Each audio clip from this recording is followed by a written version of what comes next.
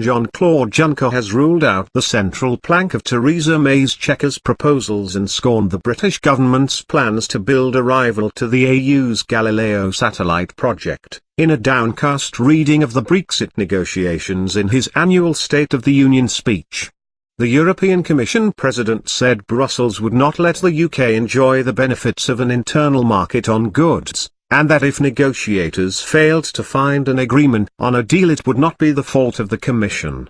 We respect the British decision to leave our union, even though we continue to regret it deeply, Juncker said in his speech to MEPs in Strasbourg. But we also ask the British government to understand that someone who leaves the Union cannot be in the same privileged position as a member state.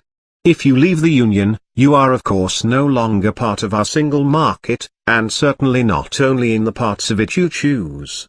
He said of the EU's chief negotiator, Michel Barnier stands ready to work day and night to reach a deal. It will not be the Commission that will stand in the way.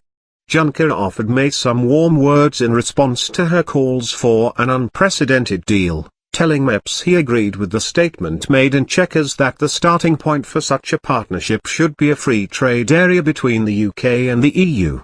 In a deal proposed earlier in the year, the EU had suggested trade in goods should be free of tariffs, a move May has insisted would not be sufficient to maintain economic well-being on both sides of the Channel and Irish Sea. In comments that positively moved the pound on the currency markets, Juncker said, "The United Kingdom will never be an ordinary third country for us. The United Kingdom will always be a very close neighbour and partner in political, economic and security terms." However, his tone was generally gloomy and he issued warnings over a no-deal exit and the Irish border issue, which has proved to be the biggest obstacle to an agreement.